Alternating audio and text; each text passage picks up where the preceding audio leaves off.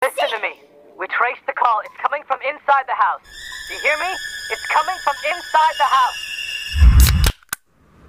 Halo teman-teman, apa kabar semuanya? Pasti oke-oke aja kan? Ketemu lagi sama Mimin di channel ini.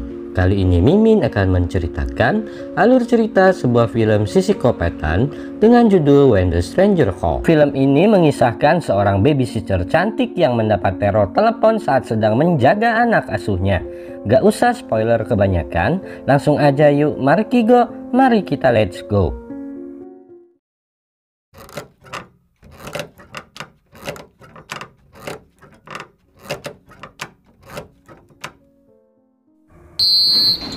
Film dimulai dengan adegan seorang gadis cantik bernama Jill yang terlihat sedang berlari-lari namun bukan lari dari kenyataan. Saat sedang berlari, fokus Jill terlihat terganggu ketika dia melihat mantannya Bobby yang sedang bermain basket.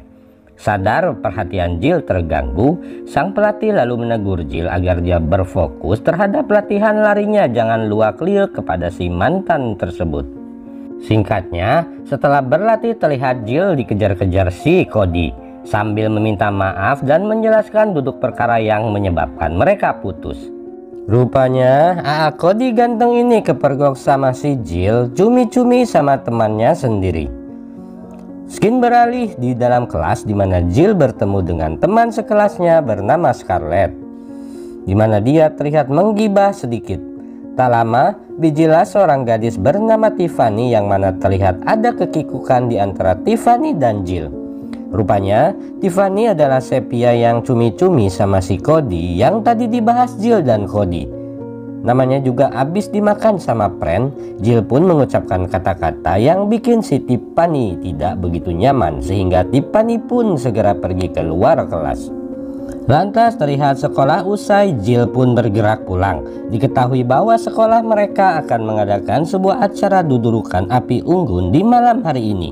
Namun Jill yang juga sering nyambi sebagai pengasuh anak tampaknya nggak bisa datang pada acara tersebut karena dia ada jadwal untuk menjaga bocil malam nanti. Singkatnya, Jill lantas diantar ayahnya pergi ke rumah di mana Jill akan menjadi babysitter. Dan saat tiba di rumah tujuan, ternyata rumahnya sangat besar dan juga memiliki berbagai teknologi yang canggih yang bahkan Mimin juga baru tahu. Kebayang gak sih mau nyalain lampu aja nggak perlu pakai cetek-cetek seperti rumah Mimin. Lantas sang juragan wanita pun menjelaskan kondisi rumah mereka di mana mengatakan bahwa di dalam rumah terdapat dua anak kecil yang sedang tertidur. Seorang pembantu bernama Rosa dan satu anak lagi yang beger namun tinggal di sebuah pondok yang terpisah dari rumahnya. Sang juragan pun pergi.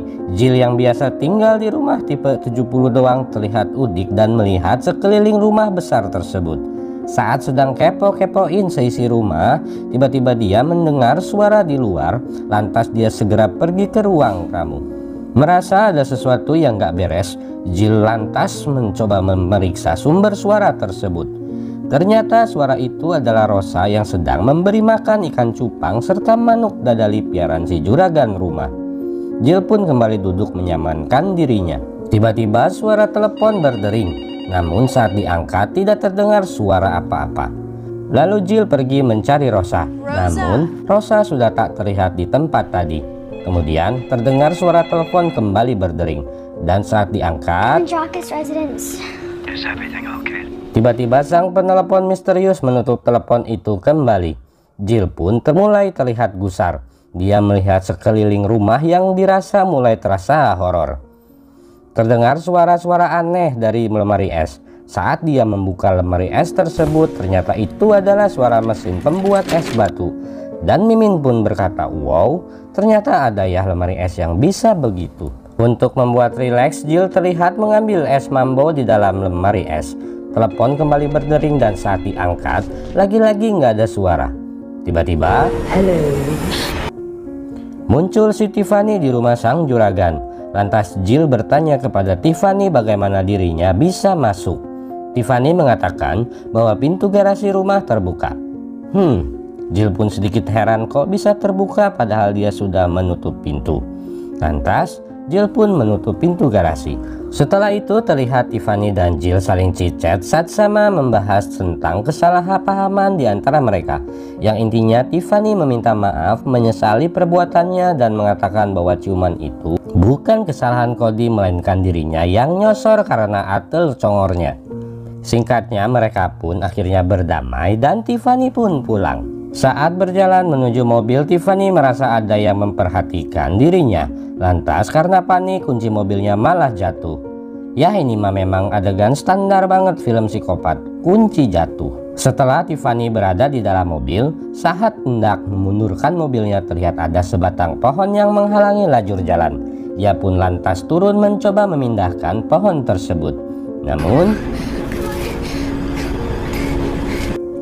dapat dipastikan Tiffany pun koit. Kembali ke Jill, telepon berbunyi, tampak Tiffany menelepon dirinya. Namun saat diangkat, mendengar itu Jill lantas dia terlihat sangat ketakutan.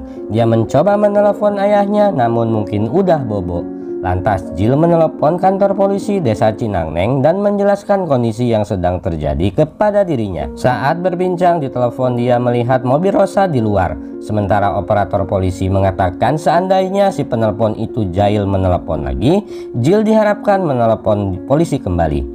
Usai menelepon, Jill mencoba mencari Rosa. Namun dia hanya menemukan telepon genggam milik Rosa. Dia lantas pergi mengecek kondisi anak-anak sang juragan di dalam kamar.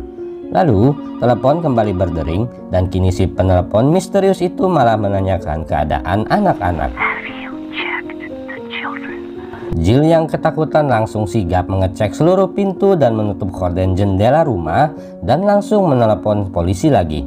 Lantas si polisi meminta Jill agar berusaha menahan teleponnya selama 60 detik agar si penelpon bisa dilacak. Dan polisi itu mengatakan akan mengirim mobil patroli untuk mengecek kondisi Jill di rumah. Lantas Jill mulai menyetel timer pada jam tangannya. Dan saat si pria misterius itu menelepon, dia mulai berhitung. Namun upaya pertama belum berhasil. Lantas Jill pun ingat bahwa sang juragan memiliki seorang anak yang tinggal di pondok kecil terpisah dari rumah. Lantas Jill mencoba menghubunginya, namun teleponnya enggak diangkat. Dan saat terus mengamati kondisi pondok, tiba-tiba Jill melihat bayangan pada jendela pondok tersebut. Merasa khawatir dengan kondisi anak sang juragan, Jill nekat keluar dan menghampirinya ke arah pondok. Tiba di pondok, Jill ternyata tidak menemukan siapapun di dalamnya. Tak lama telepon berdering, Jill berusaha mengulur waktu hingga akhirnya kali ini berhasil mencapai 60 detik. Namun saat sadar ternyata si penelepon itu nggak menelepon ke telepon Jill, melainkan dia menelepon ke telepon yang berada di pondok rumah tersebut. Jill lantas melihat lampu kamar Rosa menyala. Jill bergegas kembali menuju rumah dengan berlari ngabret. Tiba di dalam rumah, si penelepon misterius kembali menelpon, dan kali ini Jill berhasil mengulur dan menahan selama 1 menit. Jill yang sudah sangat ketakutan dan kesal lantas bertanya kepada si penelpon iseng tersebut. What do you want? Usai menutup telepon terdengar suara air dari dalam kamar mandi. Jill pun segera menuju ke sana untuk mengeceknya. Saat membuka tirai kamar mandi, lagi-lagi ternyata kosong melompong. Lalu tiba-tiba Pak Polisi menelpon Jill. We traced the call. It's coming from inside the house. Kabar yang sungguh sangat mengagetkan, di mana polisi itu mengatakan bahwa si penelepon misterius berasal dari rumah. Maksudnya berasal dari rumah sang juragan, yang artinya si penelepon itu sudah berada di dalam rumah. Tiba-tiba rumah pun mati lampu. Positif ini mah memang bukan psikopat kaleng-kaleng. Belum selesai ketakutan yang dirasa Jill, tiba-tiba di belakangnya terdengar suara bunyi HP. Dan ternyata mayat Tiffany ngagoler di kamar mandi. Jill pun shock setengah mati. Lantas Jill berlari menuju kamar anak-anak sang juragan. Namun mereka tak terlihat di dalam kasur. Akhirnya dia menemukan mereka di dalam sebuah box, di mana mereka mungkin melihat psikopat tersebut sehingga ketakutan dan bersembunyi di dalamnya. Jill lantas bergegas membawa anak sang juragan keluar kamar.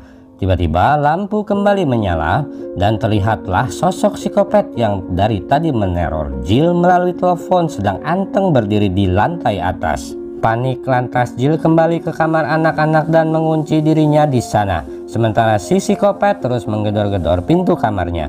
Sadar tak aman berdiam diri di sana, Jill dan anak-anak pun lantas pergi ke arah taman dalam rumahnya melalui jendela dan bersembunyi di taman rumah tersebut.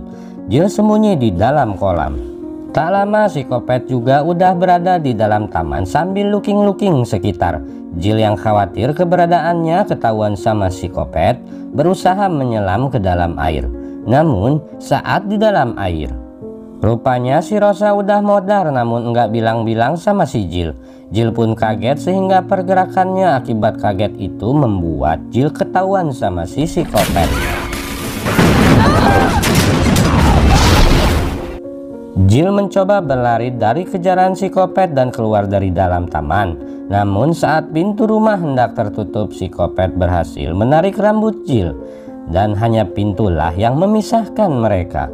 Jill lalu memaksa menarik kepalanya sehingga sebagian rambutnya tertarik psikopat. Ketika psikopat terjebak di dalam taman, Jill mengambil kesempatan itu untuk mencari anak-anak. Lantas saat dia menemukannya, dia langsung lantas membawa mereka pergi menuju luar rumah dan anak-anak pun berhasil keluar rumah. Namun apes bagi Jill saat hendak keluar rumah, dirinya tertangkap sang psikopat dan menghempaskan Jill ke dalam lantai. Adegan bak big book pun tak terhindarkan.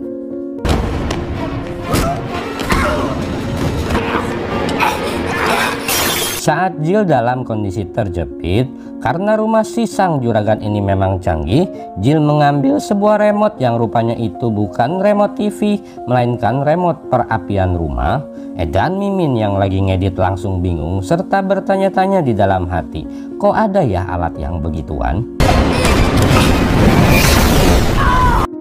Jill lantas menaikkan level api sehingga titik maksimal, sehingga api pada perapian pun nggak meleduk hingga membuat psikopat jatuh tersungkur. Saat psikopat itu terjatuh, Jill mengambil sebuah besi dan menusukkan ke tangan psikopat tersebut. Psikopat pun mengerang kesakitan. Jill lantas berlari menuju luar rumah dan terlambat lagi dan lagi. Akhirnya polisi datang dan mengamankan Jill. Dan sesaat kemudian terlihat sebuah mobil polisi melintas di hadapan Jill dan di dalamnya terlihat psikopat yang sudah tertangkap. Mereka pun saling bertatap-tatapan namun tidak sampai jatuh cinta. Adegan berpindah ke sebuah rumah sakit yang sangat sepi. Tiba-tiba terdengar suara telepon berdering. Jill terlihat masih sangat parno mendengar suara bunyi telepon dan tidak mengangkatnya. Lantas Jill pergi dari ruangan tersebut. Tiba-tiba ternyata semua itu hanyalah mimpi. Terlihat Jill yang terbangun dengan sangat histeris dan film pun udahan. Nah, seperti itu teman-teman alur cerita film ketika orang asing menelepon. Sedikit penilaian dari Mimin, film ini cukup menghibur dan cukup memberi ketegangan saat menontonnya. Kita cukup dibawa penasaran oleh si sutradara tentang siapa sih sosok si penelepon tersebut. Pelajaran yang bisa diambil pada film ini adalah kalau Anda mendapat telepon enggak dikenal dan saat diangkat enggak ada suaranya, bisa dipastikan itu bukan leasing yang nagih angsuran motor Beat Anda. Kedua, di sini Jill memperlihatkan dirinya sebagai sosok yang bertanggung jawab. Saat dirinya dalam kondisi tertekan sekalipun, dia tetap menjalankan tugasnya dengan baik dan tetap berusaha menyelamatkan putra-putri sang juragan dari psikopat. Jadi teman-teman juga gitu ya, seandainya teman-teman diamanahi sesuatu, berusaha keraslah menjaga amanah itu semampu teman-teman. Segini aja ya mungkin review film Mimin kali ini. Buat teman-teman yang suka channel Mimin, boleh subscribe, share, dan like, karena itu sungguh berharga buat perkembangan channel Mimin. Akhir kata Mimin undur diri, makasih udah nonton sampai habis. Keep cool and gaul. Assalamualaikum warahmatullahi wabarakatuh.